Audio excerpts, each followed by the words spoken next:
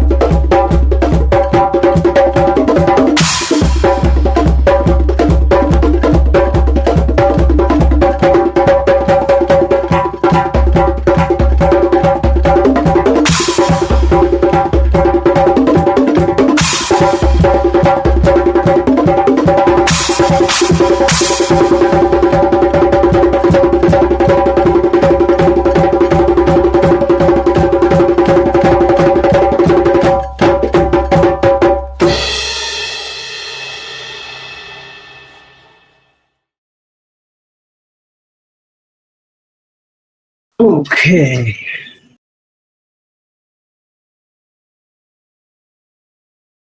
So let's just focus on my eyes for a second, and we'll meditate for a few minutes.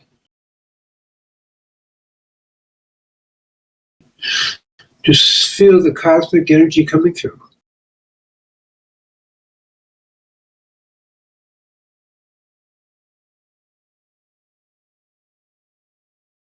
Yo.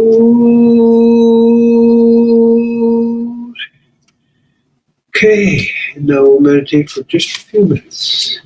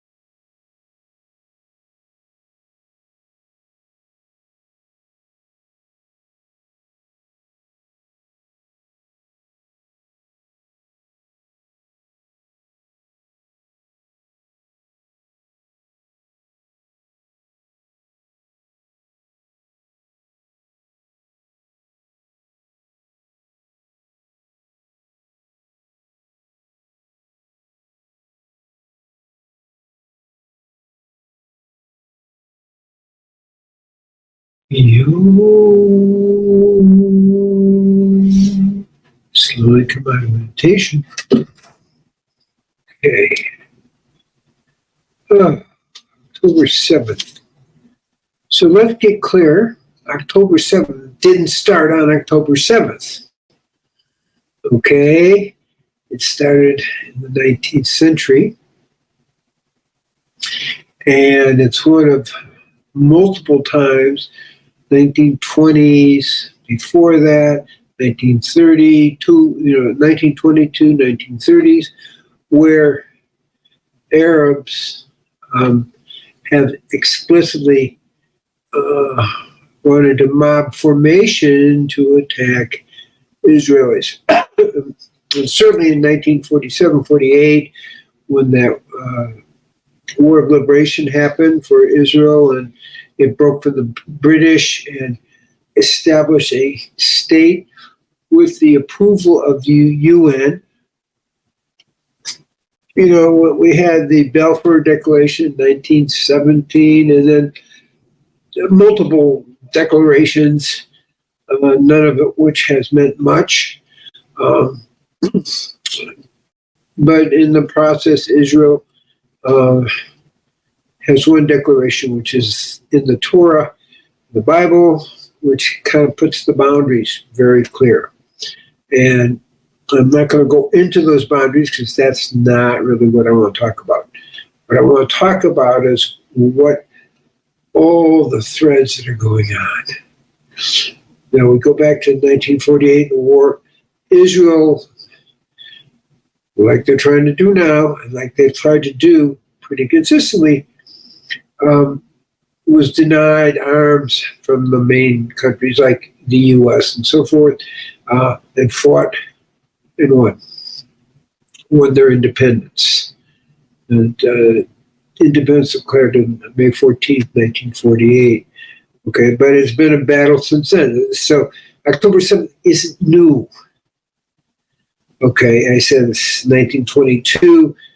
In the 1890s, there's been a constant effort by the Arab world to destroy Israel.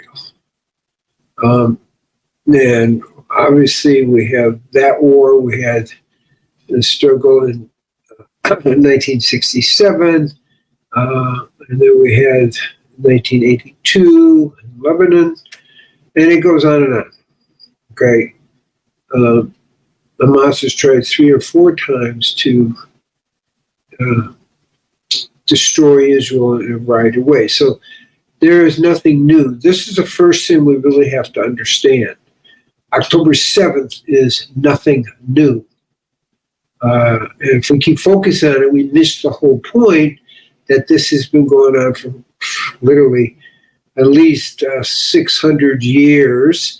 If we look closely into the story,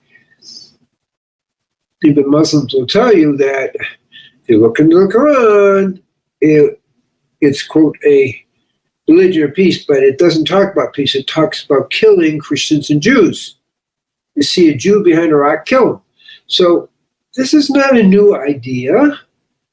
I mean, even with the Muslim world, it's not new. The Romans did that, and before that, the Greeks. So it's a continual battle, and this isn't a continuation of that until it will ultimately be defeated.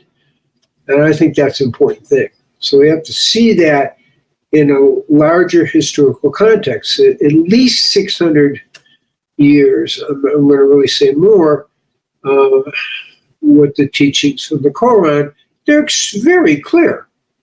You can call it religion of peace, but when you look at the document is to kill Jews and Christians. So what it says. It's, so we have to be aware of that as a reality, okay, and not covered up with what we'd like the Quran to be saying here. So this has been going on, and that's why it's really religious war. When we begin to see it in kind of the bigger context, it is not about land, it's not about a second state, it never was. And if you speak to Muslims about it, and if you hear what they're saying originally, that's not what people are talking about. I don't want to say the Constitution, but the founding documents of Hamas is to kill all the Jews. It's in the document. It's not like, this is hearsay. Oh, it's in the document. Maybe that has something to do with how they feel about things.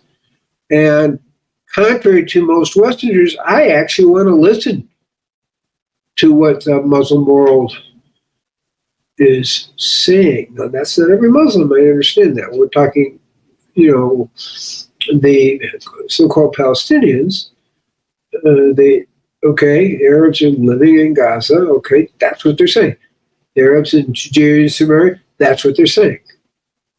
And it's in the, not just the Hamas concept, founding papers, but it's also in the founding papers of the leading Arab kind of political institutions in Judea and Samaria.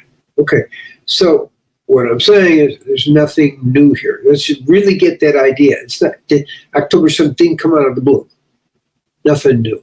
Okay, so we have to really understand that to have any kind of reasonable discussion about what's going on. And we need to also know that, generally speaking, the Western countries, including the United States, even there are a lot of certain percentage of Jews living in the U.S. who have some political power, is the Middle East is a problem. Israel is a problem, and we need to control Israel. In general, I'm going to go back to 1948 again, but this can be well documented over the years, okay? So I don't call the U.S. against Israel. It's got to be control. It's a very different concept. As we look at the relationship with Iran, where they're getting billions of dollars, even post October 7th, they got at least $5 or $6 billion, which is financing the war with Hezbollah and Hamas. There is an effort by the U.S. to protect Iran, and it's living in Israel. It's very clear. Okay, so this is what hits the news. So a few days ago, Iran shot 201 ballistic missiles. I didn't say rockets. I said ballistic missiles at Israel.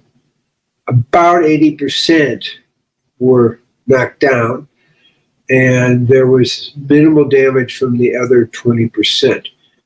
they hit, I think, one military site. So these are, as they say, ballistic missiles. There's another level than rockets. And they're expressing their clear intent from 1979 when the mullahs, got control. Before that, we need to understand that Iran and Israel were friends, actually allies. There are a lot of Iranians living in Israel. Okay? Many had left at a certain time because it was too dangerous to live in Iran. But there's a kind of a connection between the Iranian people and the Iranians living in Israel. So that's a kind of an important reality to understand. That's different than the leadership. And I'll stop there with that, but there's a lot of politics around that. Netanyahu actually speaks to the Iranian public saying, don't worry, soon you're going to get free from the oppression from the mullahs. Now, we could say that's just politics undermined. It could be, but it also could be, from what I've heard, from people who escaped from Iran, how a lot of people are feeling. This is a very oppressive organization running Iran. Okay, now, kind of getting back on the topic, but this allyship was there for many, many years. Okay. So when we look at the consistency of this and all the different wars in the different ways, and we look at Lebanon, the 1982 war, and so forth and so on, like at least three different kind of wars, it keeps repeating itself. And this is a thing that a lot of people don't want to understand, but this theme, which has gone on for more, 600, really closer to 1,000 years, it is not a new theme, which is to destroy the nation of Israel, whether it was a nation or they were individuals. So this is not new. And most people living here know that this is an old thing, not a new thing. Hamas just restates it. And PLO, in Judaism, has restated it in their founding papers as well. And so we need to understand that they're following the teachings of Muhammad in that way, explicitly, okay? And if we look closely, and I don't want to get into that too much, clearly Muhammad was teaching when the Jews wouldn't go along with him and accept him as the Messiah, okay, they're our enemy. So, not new idea. Okay, so now we step back in false assumptions. Well, once you understand that that's what the battle is, and control of the Temple Mount, which was created at the time of King David a few thousand years ago, Muslims want to control that, and it goes back and forth with that. But the false assumption is land for peace. This is not about land. Okay? It is about, from a Muslim point of view, as they've stated, killing all the Jews, making this whole area Jew-free. Now, this is our home. This is a Jewish homeland. It's been that way for thousands of years. Okay, documented. Go back to when the Torah is written, 2,800 years ago. It's always been, since that time, it's been the case. And really since the time of Abraham, who lived for many years in Hebron, where the ancestors are buried. So again, we have to kind of have a historical feeling for this whole story. Without that, we can't really understand October 7th. Now, so nobody's thinking land for peace. No one in the Middle East thinks it's land for peace. Maybe the U.S. thinks so. I just heard just a few minutes ago, Biden's upset about, very concerned about the election. Harris is concerned about the election. And there's some Democrat, I don't know, some guy, Chris Murphy, senator from Connecticut, is saying the only reason Netanyahu is fighting Hezbollah is to disrupt the election in the U.S. Now, that's really crazy thinking. I can't believe anybody would say that. Now, if you understood the power of Hamas with 20,000 regulars and 20,000 kind of less than regular people, ready to invade, and if you see, because we can see that comes up on the TV, all the weapons, they have very serious and sophisticated weapons that the Israeli forces have been able to capture. And this was a seriously planned invasion, and my suspicion, it's hard to get clear, that there was an imminent invasion planned. And the things with all the cell phones and all that blowing up, that was part of nullifying this planned attack and all that's going on. There is a war going on, but there was an invasion plan which they stopped. Okay? And as plans and secrets get revealed, as the Israeli forces are pushing back Hezbollah behind the Litani River, which incidentally was the original border that were given to Moses. It was the northern Israel was to extend to the Litani River. It's a natural border. All these things are being revealed.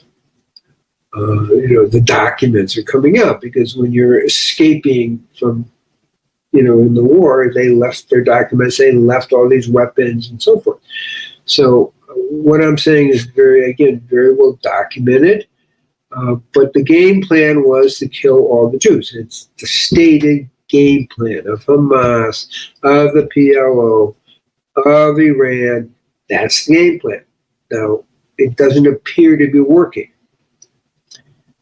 I'll just put it that way, because they've been defeated in a variety of ways and places. That's kind of what I'm trying to put October 7th in context of the bigger picture. Now, what we saw October 7th, from the Israeli point of view, from the documented point of view of people seeing the desecrated bodies and all the evidence of rape women was just violated sexually in multiple ways. Having their heads cut off, babies put in ovens. These really did happen, okay? And the women bearing women, there's a certain purification. They said the bodies were so desecrated that they were intentionally desecrated so they couldn't proceed on to the heavens. There's some things we can do about that. In the Native American, I've been, adapted in the Lakota Sioux tradition, literally adopted. Okay, as a sun dancer, an eagle dancer, and did all these things. I didn't ask to be adopted, but I got adopted. Okay, but when we look at the way the U.S. treated the Native Americans, and we did a ceremony at a place called Blood Island. What happened at Blood Island in the Mendocino, in the lake area, okay, north of Mendocino, is when the men were out hunting or whatever, they came in, they massacred all the women and children. That's why it's called Blood Island. Okay? And we did things to when you massacre in a certain way, people's ability to evolve spiritually get blocked. We did this also in Germany, in different concentration camps to raise the dead souls. And we already have plans to do that in the Gaza area. It's just a little hot right now to do that. But I have a group who's going to do that with me. So, because their bodies have been so desecrated that according to Jewish law, they can't ascend. That's what I'm talking about. And just like the Germans did, to people in concentration camps. So it can be undone, but I'm saying there's an intent, a demonic intent. You want to keep somebody from evolving, that's a demonic intent. Okay? It's not like we're just trying to kill you and win this war. We're doing as much damage as we can at every single level.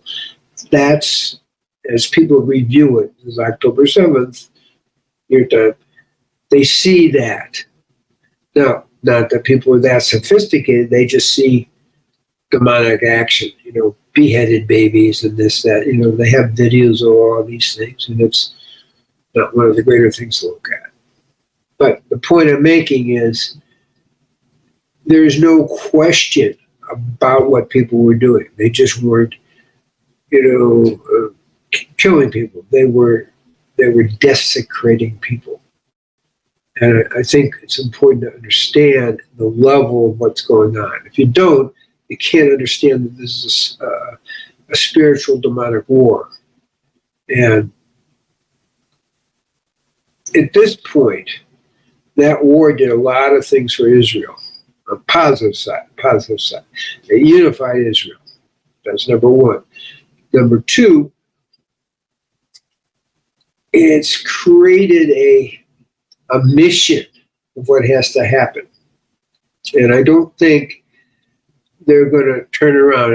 I kind of have to laugh at one of the recent offers from the Biden administration is that if you really don't go after Iran, we'll give you all kinds of goodies, and we'll support you politically, and we'll do this and that and the other thing. Just don't attack Iran. And it's like, are you kidding me? Do you think Israel is going to sell its soul so you can get a better political position?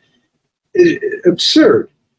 But that's the kind of thinking, because they don't understand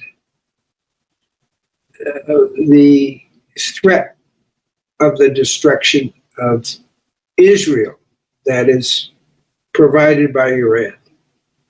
And if they do get a bomb, there's no question that they would drop it. I mean, I don't have a question, because that's their intent. Okay? So I'm looking at that. I'm looking here where we are, we're spending a certain amount of time in our bomb shelter. We happen to be living in an area that's kind of not exactly a target.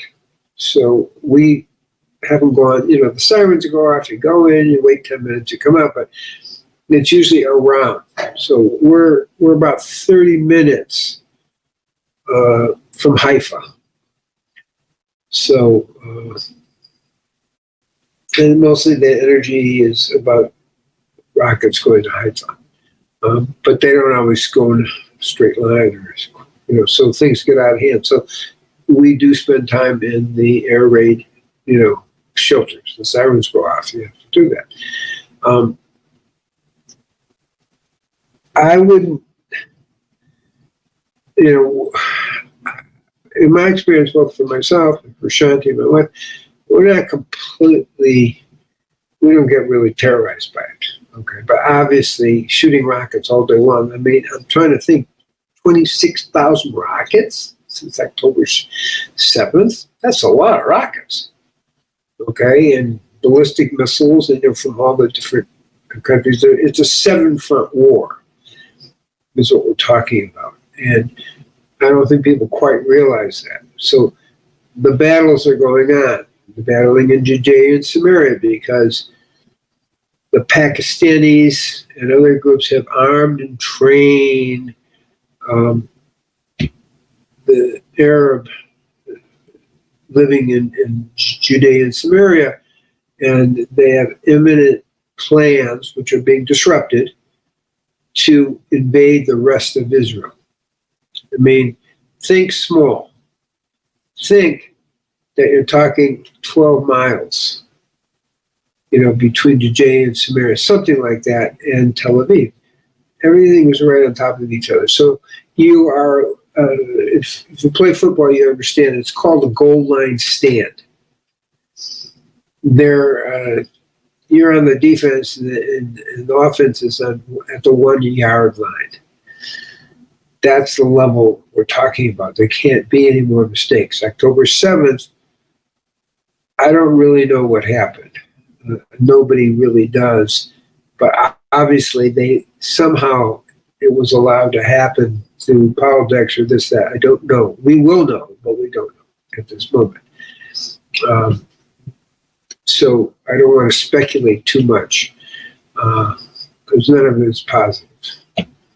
The line we hear is, they underestimated that the Hamas would actually attack. It's really hard to believe because all the reports said they saw them in full set about to attack, and for days before, really a month before, really a year before, all the plans. So I can't answer that, but there will be an answer to that.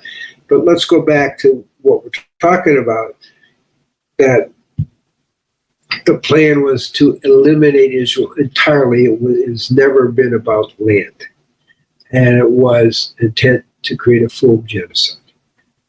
That's what we're talking about. That has been nullified, but that's the talk of these forces. Hezbollah, PLO, Hamas, Iran. Okay? Now, the idea of a ceasefire doesn't make any sense if you're living in Israel and knowing that a ceasefire just means they'll rearm and attack you again. This is not a good plan. They've already made that mistake 3 or 4 times. Okay, so we need to understand that. Now, one of the issues for people like me is peace. And it's very easy to talk about peace, but as it says in Ecclesiastes, King Solomon, there's a time for peace, a time for war. There's a whole list of there's a time for. And what we're seeing is if you don't stand up and defend yourself, you're going to get killed. So by definition, it's a time for war. And the idea of this war, as far as I understand, is to create safe boundaries. People can always rearm, but if there's safe boundaries, it's a lot more protection. So I think that without being on the inside, I think that's where we're tucking, get behind the Litani River. I know rockets can overcome that, but physical invasion, it's pretty hard. So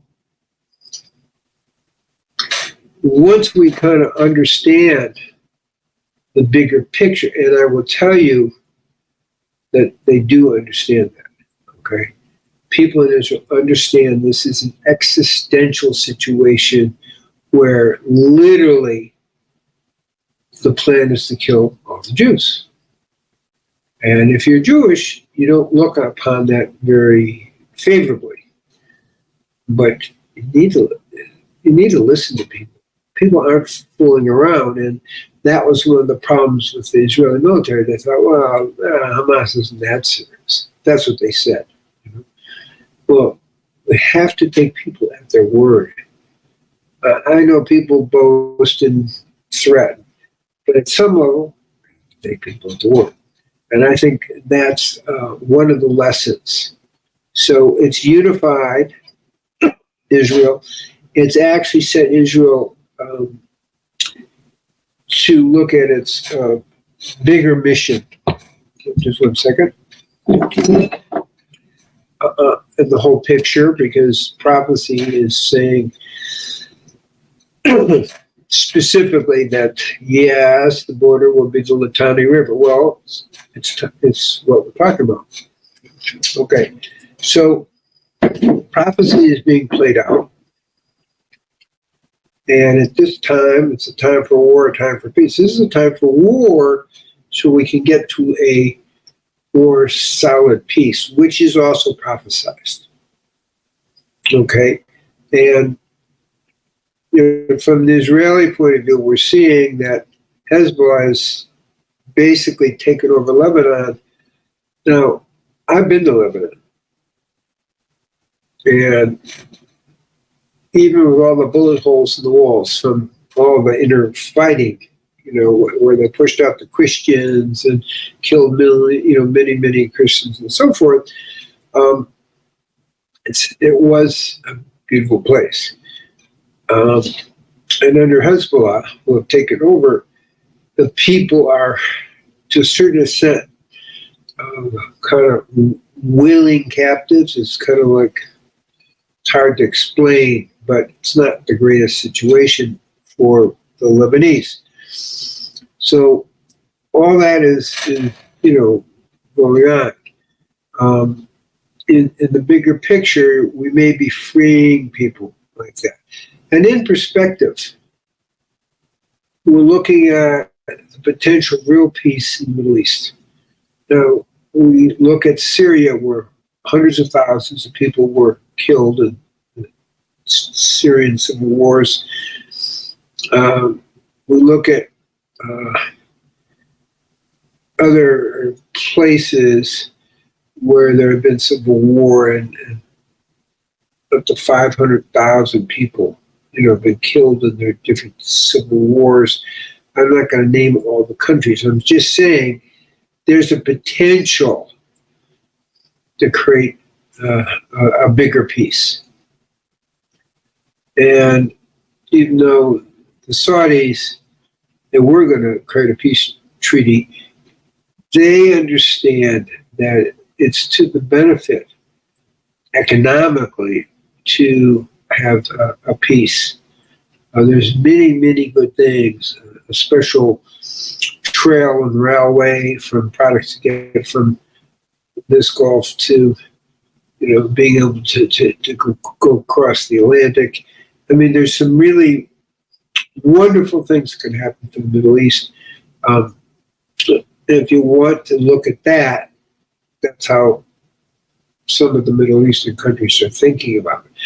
Others, they're thinking more about, our goal is to destroy Israel. So this is kind of a little bit of a feeling I'm trying to give you for what's going on. I would say that even though there's a focus on the, quote, demonstrators in Israel, they're extremely small minority in the big picture. And they've gotten smaller and smaller because what they were pushing for clearly hasn't worked. It has brought death and destruction. It's just hard to ignore that reality. So people are saying, well, the reality is they want to go, so let's pay attention here. And if you look at, just a little insight, the groups that were living near the border, near the Gaza border, they were the most left liberal groups and really felt that there could be peace, and they made friendships and so forth. I've kind of mentioned that before. Many of those peacekeepers got killed. So there's a serious wake-up call. Oh, this isn't the way it's going to work. The hope for a negotiated peace without a military victory, many Israelis have given up because it never works. You look at the Litani River, okay, well, in the UN, things 1701 or something like that, said Hezbollah would be behind the Litani River. Well, that's not what's happened at all. They've been right on the border. And when I'm talking about armaments and weapons of fairly high level mass destruction, they were found 100 yards type of stuff from the border with Israel. So it's not like we're fantasizing about that. This is very real. So right now, it's a time for war. But afterwards, I have seriously positive hopes of a time of peace, but a much more real peace. Not a negotiated peace, a time of peace, because that's the obvious thing. So I'm going to leave you with that thought. I hope I give you a somewhat of a feeling of the mixture of what's going on, but where the trends are in the bigger picture. So I'm going to open up to Richard. And Doug wants to say something too. Really interesting information, Gabriel. Thank you. And I guess, I'm not in the Middle East. I'm not an expert on that stuff, but I'm coming from the point of view that humanity as a whole and all life forms on Earth are victims right now of a satanic power structure. I think I totally agree. Totally agree. And so, way beyond Israel, way beyond Hamas, right? They're way beyond. Yeah, and there are some interesting details. Hamas, people are saying that it was created by Israel originally, and I think that was true to do something. I think it was true. Recently, the theory, which I didn't think very smart, but the theory was Hamas would compete with the PLO and defeat them. Exactly. So that was the theory behind it. Exactly. So, that's important. And the other thing is that humanity is under the control of satanic forces that are using governments and religions to get everybody to kill each other and destroy the planet. And Totally. They've got the technology now so that, prophecy or no, it's getting more and more risky to take the war approach, because without the restraint of certain powers, the planet can end being inhabited by life. And that's a big risk. I mean, Iran, for example, is an ally of Russia. If Russia was not under the control of a person with restraint at the moment, the world would already be blown up. And that's too much of a risk. So it's a consciousness question now. And it's Stephen Greer and a bunch of other people talk about consciousness, planetary consciousness of war versus peace, conflict versus harmony. And there have been documented cases of visitation for thousands of years from civilizations that had managed to bring harmony into practice. And this is not one of them.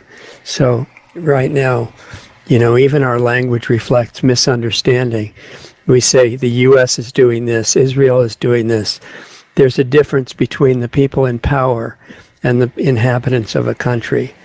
And if, we need to get... And also the illusion of the people in power. Is Biden really in power, or is he following what the globalists are telling him to do? No, I mean the real people in power. Yeah, right. Okay, just making a point to clarify. Yeah, there's different levels of complicity in the officially elected people in positions of government power. It's true what you said about the Islamic scriptures being used to justify atrocities and evil and murder and all kinds of things.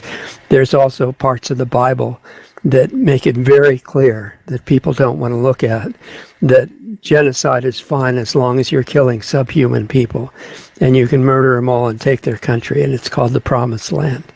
And it's because they're subhuman. And this kind of belief doesn't lend itself to peace. I have to, having read many of those passages, I wouldn't use the word subhuman. I don't think it's ever said that. I think it said idol worshipers that will undermine your ability to really focus on a single monotheistic God. Exactly. So kill them and kill their children, cut down their trees, destroy their property, and steal their land. Clearly says that. It clearly says that. And again, the context. It's justified. In the context at that time, yes. I don't think you're going to find too many Torah scholars who would interpret it at that level now. I honestly don't think that's the current reading of government officials. Government officials support that interpretation now. I don't know about Israel having those interpretations. There's a lot of religious people in the government, and I haven't heard that level of interpretation. Right. Netanyahu quoted it as a justification for war. Yeah, but I would say the general thing is, honestly, these are people are subhuman and we have a right to eradicate them. I don't really think that's what's going on. What I think going on is these are our enemies. They're trying to kill us. We better wake up. No, he said kill them all, including their children and animals. He may have said that. I'm not familiar with that, but I do know that this came up after October 7th when there was an attempt to really destroy all of Israel. Yes, and the Israeli real power people were responsible for some of that too. Yeah, that's yet to be unraveled. I'm not disagreeing with you, but that's nobody really knows here in Israel. That will come out after the war. I'm sure it will. Somebody and Netanyahu made a point that it should not be investigated until he's finished doing war. Right, because that would be very divisive. Yeah, but it might also expose the people behind the war. It will expose the people behind the war. And what if it's him? In the middle of a war? Very bad idea. It's like in football, you don't argue in the huddle whether the quarterback's making the right move, okay? It's just you don't do that. And if you notice, a lot of the division seems to have faded out. We can't get the division between Galant and Gats, and that all seems to have disappeared because they're saying we better pay attention to what's in front of us, which is called the existential threat of your survival. Now, when the war is done, they'll fragment again and do that.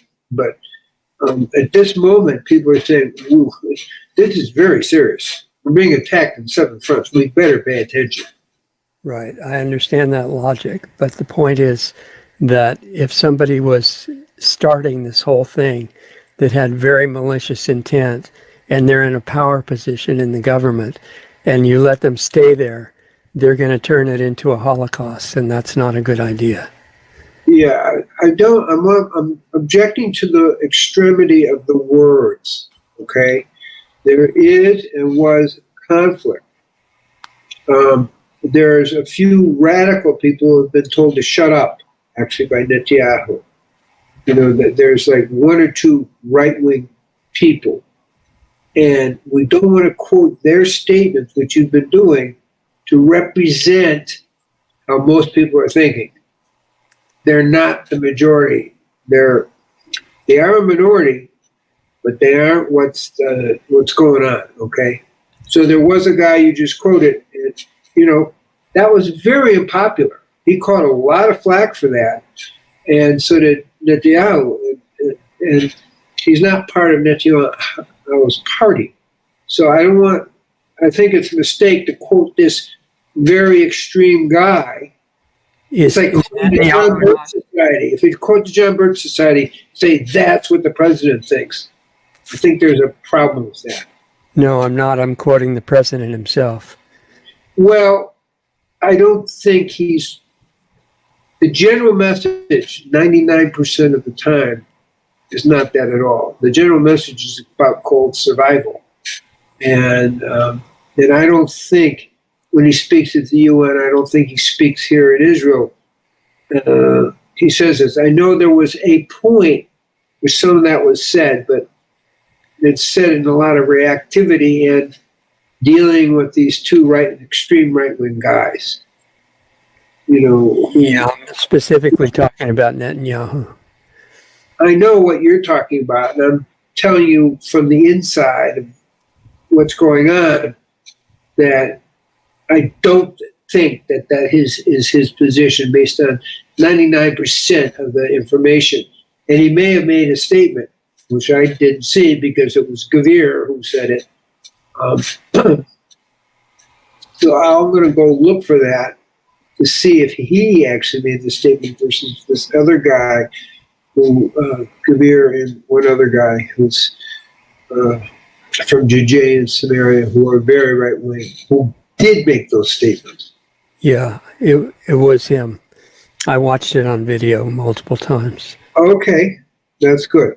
So that's I'm just making the point that both scriptures are inciting violence, and people have to rise to a level above religion if there's any chance for lasting peace, and not just say that, well, after our side wins, then there will be peace. That was what was said in World War I, World War II, and all these other ones, and they didn't have the weapons that made it as dangerous as it is now.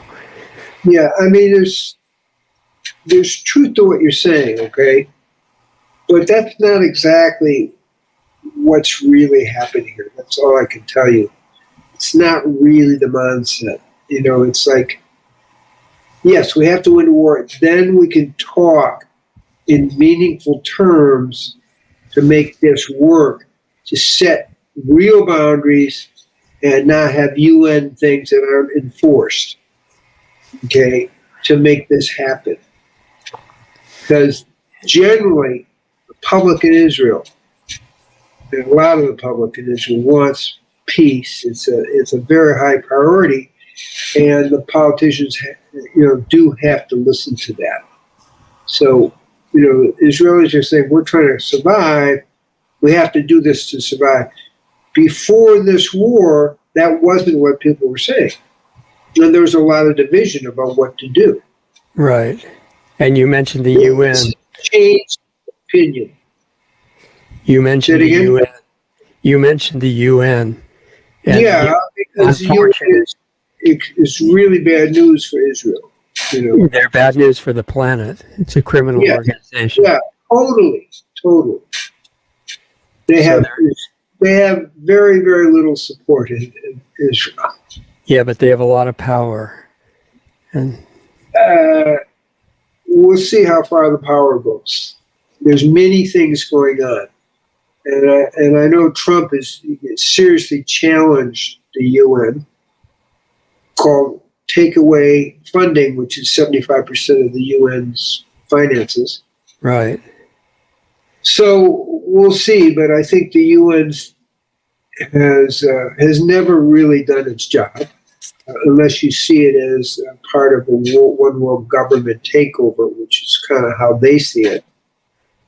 Right. If there was a real UN, it would be great. Yeah, and that doesn't seem to have worked. This is the second. We have League of Nations, and then we have this thing. Remember, I may have mentioned this to you, that this came out of the occult societies, Madame Blavatsky.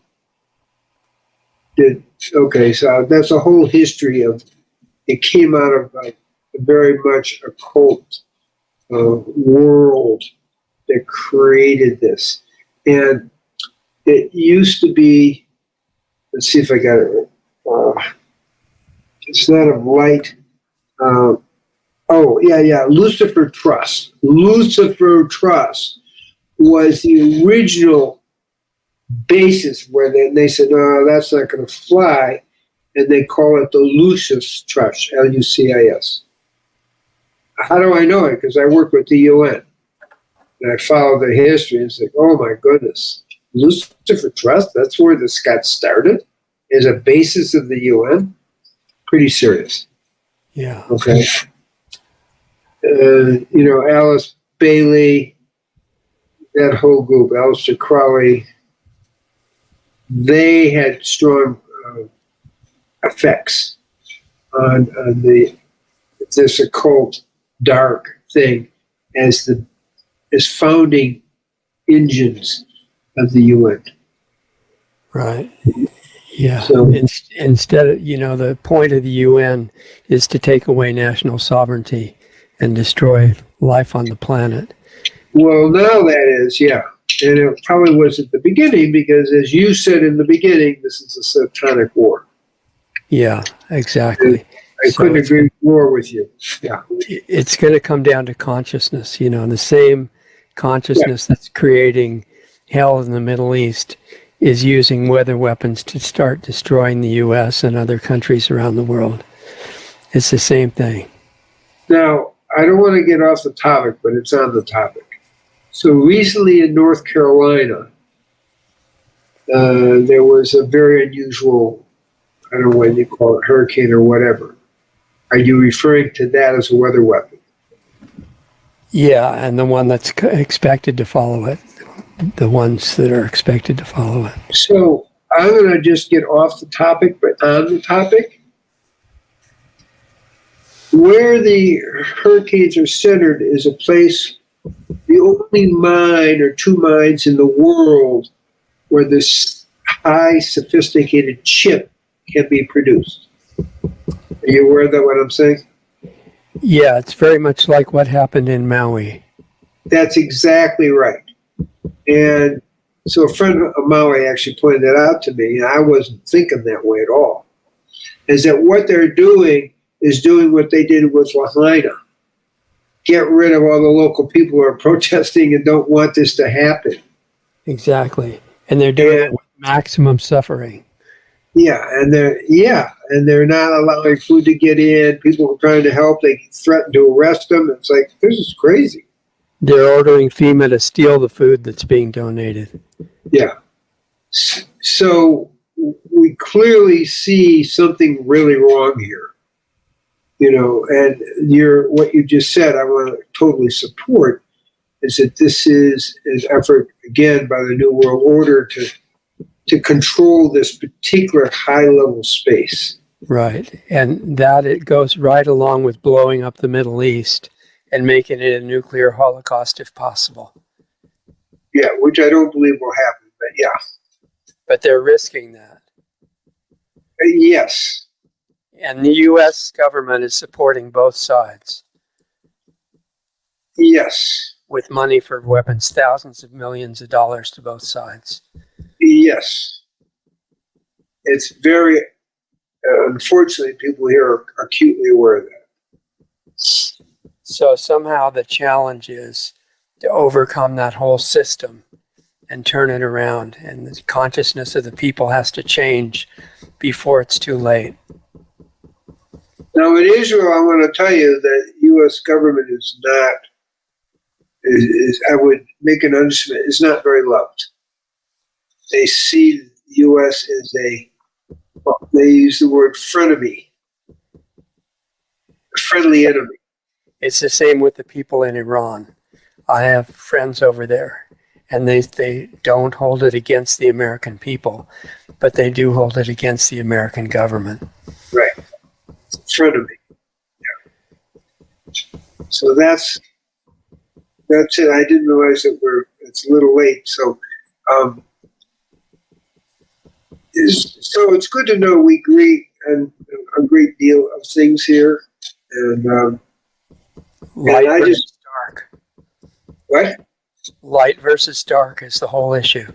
Yes. And may we all be blessed that we move more and more into the light and really transform the planet into a planet of light and love and peace and the sound of spiritual joy. I hope. So I want to thank you, Richard, and Doug behind the scenes. Wonderful, Gabriel. I really appreciate it too. And I think it's important to remember that it's not about the details, it's about the main point. And the main point is transformation of consciousness. And that covers all the details. So for everybody listening, it's important to realize how important you are and that what you're projecting out to the atmosphere of the planet, this planet has not just a CO2, nitrogen, oxygen, and trace gas atmosphere. It has an energy atmosphere. And you're not just one person out of billions that's insignificant.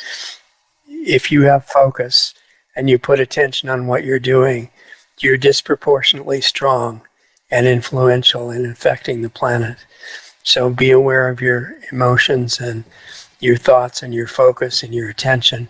It's not just insignificant, it's very powerful, and it's been forgotten. We need to bring it back.